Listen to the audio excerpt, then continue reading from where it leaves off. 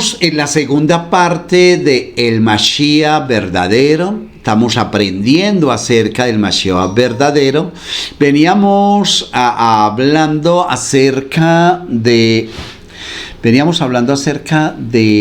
lo siguiente, de que de tres profecías que se habían de cumplir antes de la venida del Mashiach, o sea, del ungido, ¿sí?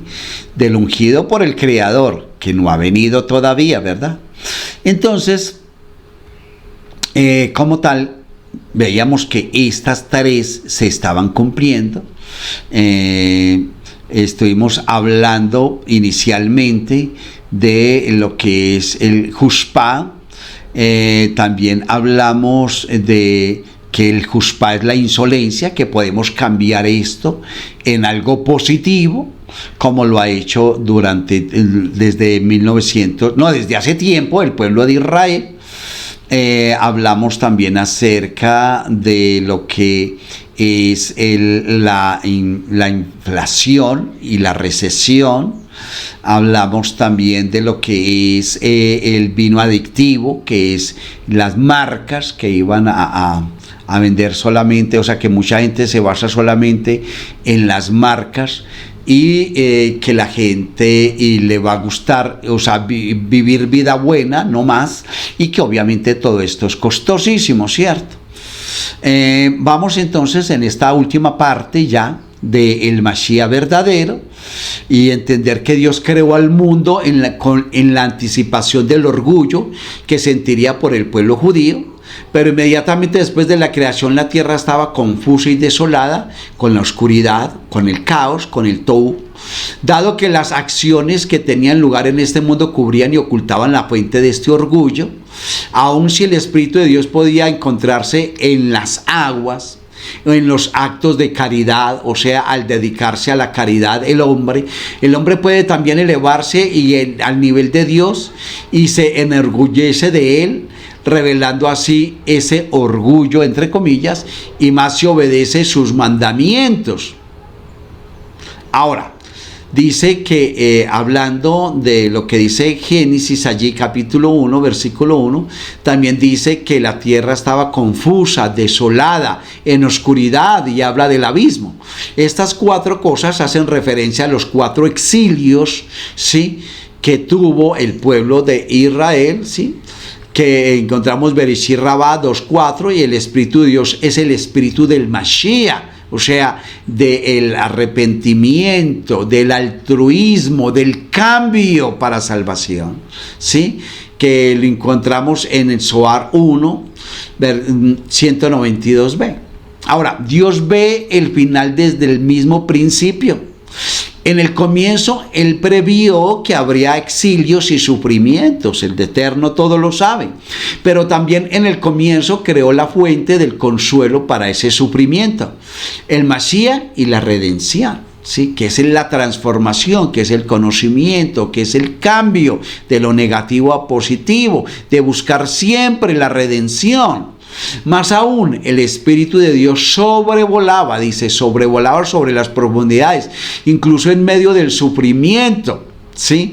El Espíritu de Dios sobrevuela precisamente sobre la persona. Ahora, es totalmente diferente al concepto religioso idolátrico que tienen las comunidades religiosas, válgame la redundancia, ¿sí? Cuando habla del Ruach que se movía, recuerde que el Ruach es la fuerza, ¿sí?, es el propósito, es la luz, la guía, ¿sí?, el poder que da el Creador, ¿sí? No es que sea algo externo de Él, algo que hace parte de... No. O sea, a pesar de que sale de Él, un poco de Él, ¿sí?, que es el Ruach, es el espíritu, es la fuerza, es el deseo, es que entra en la persona, es lo que impulsa a la persona a cambiar. Entonces el Ruach, la fuerza del Creador, esa energía del Creador se movía, ¿sí?, sobre. Entonces, confusa y desolada. Cuando habla confusa y desolada, Dios creó un vacío en el cual su presencia no estaba manifiesta, pero también hizo accesible su ruaj, sobrevolando sobre la superficie de las aguas. Esto significa que es posible contrarrestar el vacío y encontrar a Dios en este mundo. Ahora, cuando habla de agua, es una referencia a la Torá, ¿sí? Que encontramos en Isaías 55:1. Cuando habla de las aguas, hablas de la Torá, de la instrucción. Oigan todos los sedientos, vengan a las aguas, aun si no tienen dinero, vengan, compren alimento y coman. Dice, compren alimento sin dinero, vino y leche sin costo. El Espíritu de Dios, o sea, el Ruá, ¿sí? La fuerza, ¿sí? Alude al Espíritu del Mashiach, quien anulará en última la instancia, las confusiones de este mundo, cuando la persona comienza a vivir de forma altruista bajo los preceptos establecidos por el Creador. Es posible despertar el espíritu del Mashiach, esa fuerza del Mashiach, al traducir en nuestras propias palabras la Torah que estudiamos, particularmente en nuestra lengua materna, sí, o sea, en hebreo, y al repetir la Torah en nuestro propio idioma hebreo, llamamos su santidad hacia lo más humano y acercamos que esa era mesiánica. El espíritu del Mashiach, cuando habla así, hace referencia en particular al profundo sentido de moralidad del Mashiach, ¿sí? Podremos unirnos en ese espíritu si nos comportamos de manera pura, y ello nos permitirá sobrevolar sobre la superficie de las aguas. Estudiar la Torah en profundidad es la forma de hacerlo, ¿sí? Ahora, cuando habla confusa y desolada, la tierra confusa y desolada representa el mal que puede abrumar a la persona. Está confuso, está desolada. Para rectificar este mal, uno debe encontrar su contraparte de bien. Esa capacidad se encuentra en el Espíritu de Dios, ¿en el qué? En el Ruá de Dios. Es decir, el Espíritu del Mashiach, que siempre encuentra el bien en todas las cosas. Así, la Torá afirma inmediatamente después, Dios dijo, haya luz, que corresponde al bien, y si Dios separó entre la luz y la oscuridad, dado que al buscar el bien, uno puede separar el bien del mal, ¿cierto? Es eso. ¿Estamos entendiendo estos conceptos? Yo espero que sí, tienen lógica. Ahora, hablemos de los mandamientos dados a Noah. ¿Sí? ¿A quién? A Noé. No hay en la Torah escrita una sección como en el caso de la entrega de los 10 mandamientos, donde se dan las 7 leyes universales. Sin embargo, encontramos que los mandamientos noágidas o de los Bnei Noah se hallan explícitos en diferentes porciones del libro de Bereshit, o sea, de Génesis, y estos son solamente 7. Primero, no cometer asesinato. El precepto que prohíbe el asesinato está establecido en Bereshit 9:6, o sea, en Génesis 9:6. El que derrama en la sangre de su prójimo, por el hombre se dará su sangre derramada, porque Dios hizo al hombre a su imagen. ¿Sí? El segundo precepto de los 7 es no tener relaciones sexuales ilícitas, no a la inmoralidad sexual. 5 de los 6 tipos de relaciones sexuales prohibidas por Dios a los gentiles son expresadas en Bereshit 2:24, que son los que globalizan todo. Sí, o sea, en Génesis 2:24, por ella dejará el varón a su padre y a su madre, se unirá a su mujer y serán una sola carne. Este versículo es explícito, es prohibir las relaciones sexuales con una madre, con la esposa del padre, con la esposa de otro hombre, con otro hombre y con un animal. Un gentil también tiene prohibido, un extranjero, tiene prohibido tener relaciones con su hermana materna, como se aprende de Bereshit 20:12, Génesis 20:12. Pero también es cierto que es hermana mía, ya que ahora bien es hija de mi padre, mas no de mi madre, y se convirtió en mi mujer. Dice allí. Tenga en cuenta que Abraham dijo esto para apaciguar a Abimelech, ya que esto era cierto solo en sentido figurado, ya que Sara era hija del hermano de Abraham. Así que tuvieron el mismo abuelo paterno, que la gente a menudo se refiere como el padre. Es también universalmente aceptado que la relación entre padre e hija debe ser incluidas en estas prohibiciones. ¿Sí ve? Porque la misma conciencia nos enseña eso.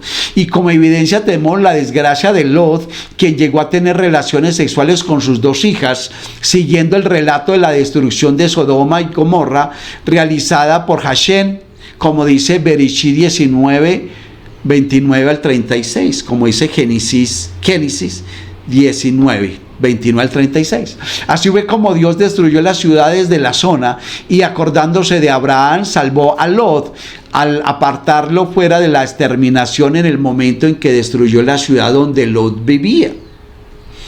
Y subió Lot de Zoar y residió en la montaña con sus 2 hijas porque temía morar en Zoar, y vivió en una cueva él con sus 2 hijas. Y la primogénita le dijo a la más joven: nuestro padre es viejo y no hay varón en la tierra para llegarse a nosotras, como es costumbre de toda la tierra.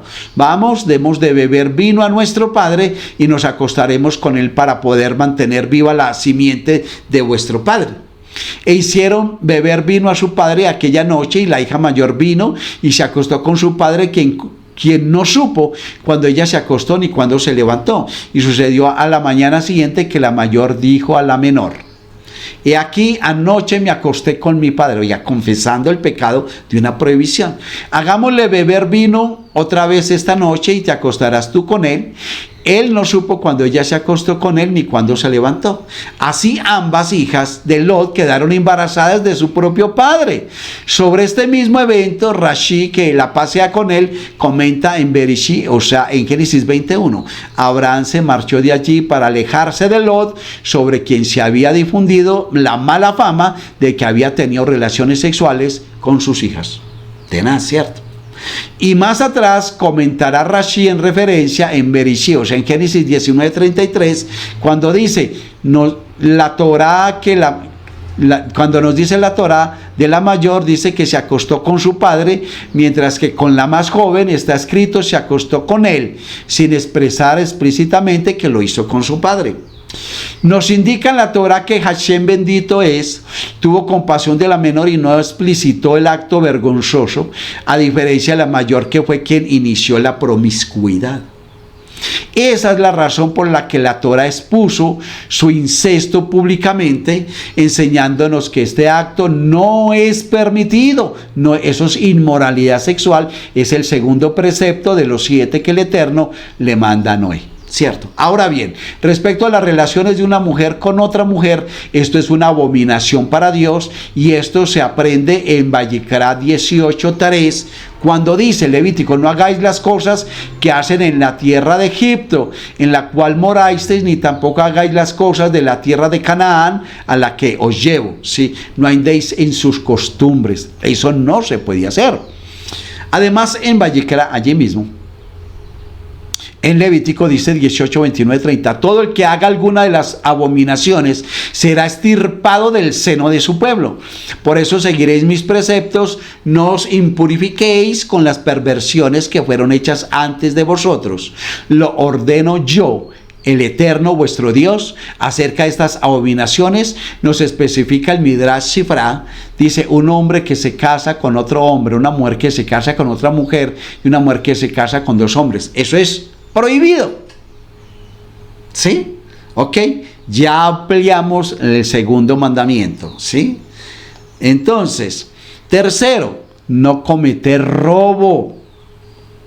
La prohibición de robar está contenida dentro del permiso que da Dios a Adán y a Javá en Bereshit 2:16 y a Eva en Bereshit 2:16, Génesis 2:16, acerca de comer de los árboles del jardín. Esto implica que si no se les hubiera concedido el permiso, ellos hubiesen tenido prohibido comer esto, porque la propiedad no era de ellos, era del Altísimo. Sería robar, como se ve con respecto al fruto del árbol del conocimiento del bien y del mal, del cual se les prohibió que tomaran bajo pena de muerte.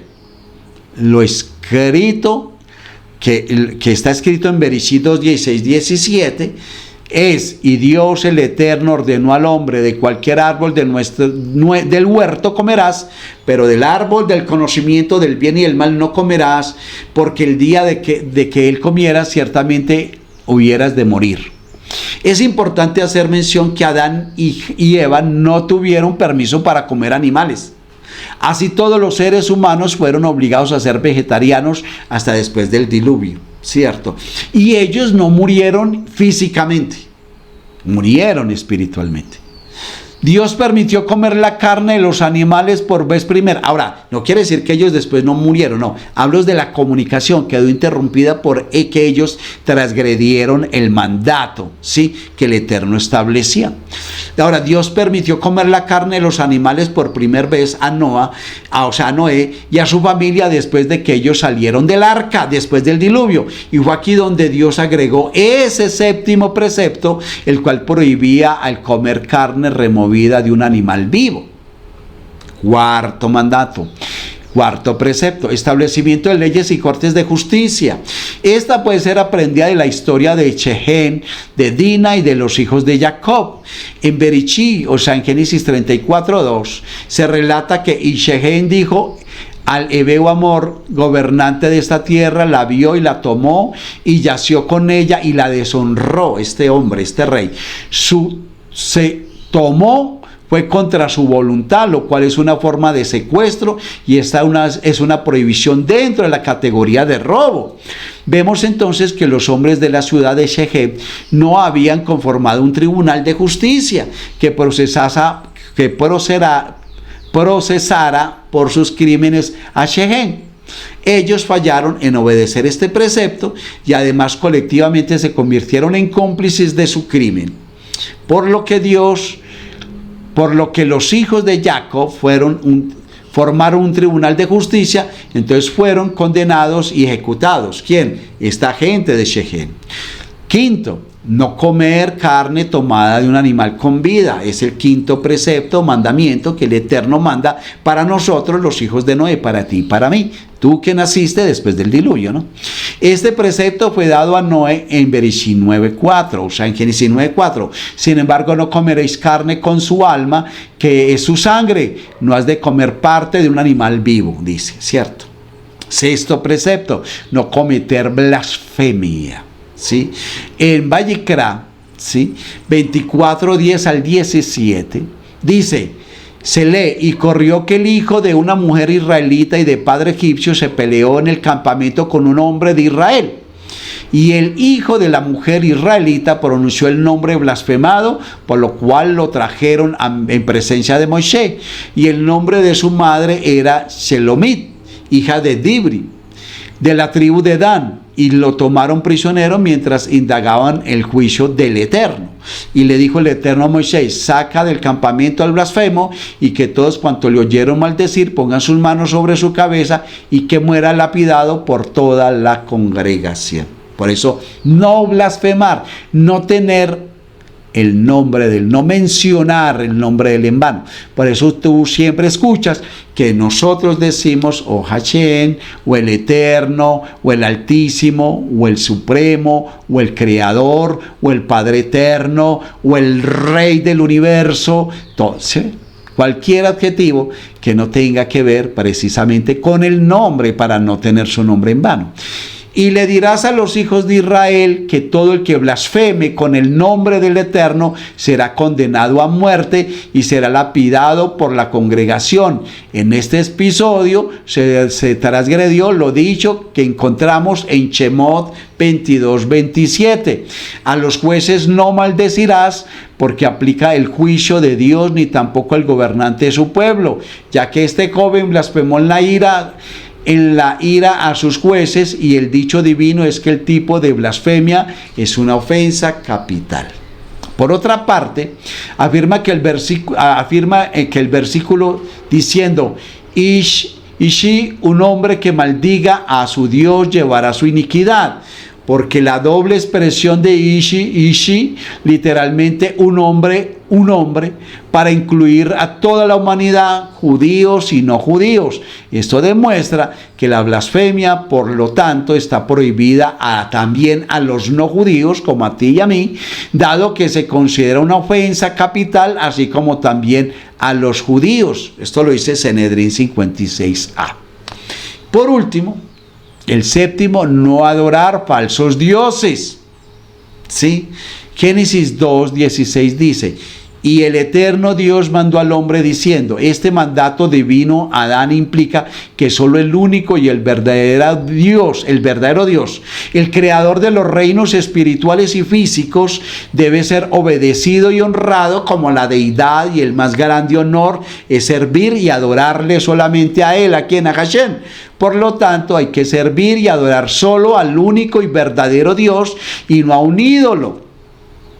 Esto también lo encuentra allí en Sanedrín 56a. Como ya pudimos apreciar en la enseñanza de este tema del Mashiach verdadero, el concepto del Mashiach para los gentiles iniciados en el cristianismo es totalmente distorsionado y va en contra de lo que la verdad de la Torah nos enseña. Por ellos dicen que ya vino, que es más, que va a volver y que no sé qué, y es todo lo contrario a lo que el Eterno realmente estableció. Es por esta razón que debemos apartar de nuestras mentes estos conceptos implantados y comenzar a razonar en la verdad absoluta de lo que enseña la Torah escrita y la Torah oral. La explicación nos muestra con todos sus elementos evidenciales del impostor y dándonos la seguridad del verdadero Mashiach que ha de venir, porque es que no ha venido. Entiéndalo, el Mashiach no ha venido. El Mashiach es un rey que va a estar allí, que va a ser ungido en Israel. ¿Sí? Que va a traer paz a Israel, que va a ser líder de la humanidad con respecto a la paz, y también va a levantar el tercer templo. ¿Se da cuenta? Entonces, por eso, y lo que dice la referencia, lo que dicen los profetas, de lo que el Eterno establece para este Mashiach, es totalmente diferente a lo que y va en contra. O sea, el Mashiach que ellos crearon, que dicen que ya vino, va en contra de lo que el Eterno estableció.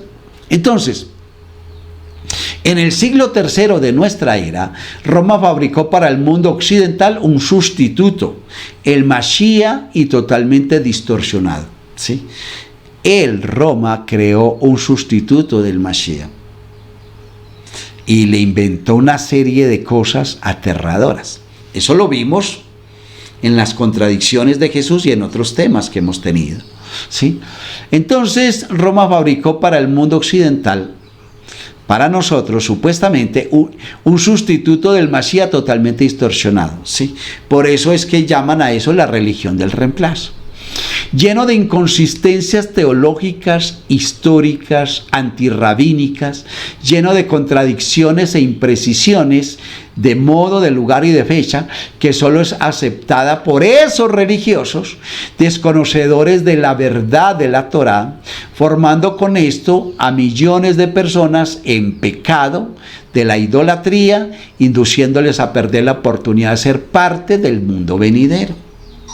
Y concluyo con esto: el verdadero Mashiach será un rey o monarca ungido que cumplirá con todo, conforme a lo establecido en las Escrituras, trayendo paz a la tierra sin contradecir las sagradas Escrituras. ¿Sí? Baruch Hashem, a todos, para el Eterno, que usted debe entender entonces realmente todo el concepto que es totalmente diferente acerca del Mashiach verdadero. ¿Sí? Aquí lo que hacemos es difundir las enseñanzas que el Eterno estableció a los sabios, ¿sí? Que dejaron escritos, que es desde hace miles de años, las características reales de lo que es y será el verdadero Mashiach, ¿sí? No el que se inventó Roma. Y esto es para que entonces todos ustedes lo tengan en cuenta, que sigamos aprendiendo, conociendo. Nuestra invitación es para que se inscriba a este canal, para que difunda a través de sus contactos toda esta enseñanza, todo este conocimiento, y puedan adquirir ese concepto verdadero de lo que realmente el Eterno estableció para cada individuo, del propósito de vida que tenemos que llevar con altruismo, sí, creyendo solamente en su palabra, obedeciéndola y no siguiendo a una religión de turno. Mientras tanto, les invito para que sigan leyendo, lean la Torá, la instrucción, las sagradas escrituras, apartándose de todo eso, de toda esa cuento de viejas que dicen, de todos esos inventos de hombres, y más bien aprendamos la verdadera voluntad. Y esto lo encuentra usted en lo que mal llamaron estos otros el Antiguo Testamento. Que el Eterno les bendiga grande y abundantemente, y hasta la próxima. Bendiciones y shalom, shalom, shalom, shalom a todos.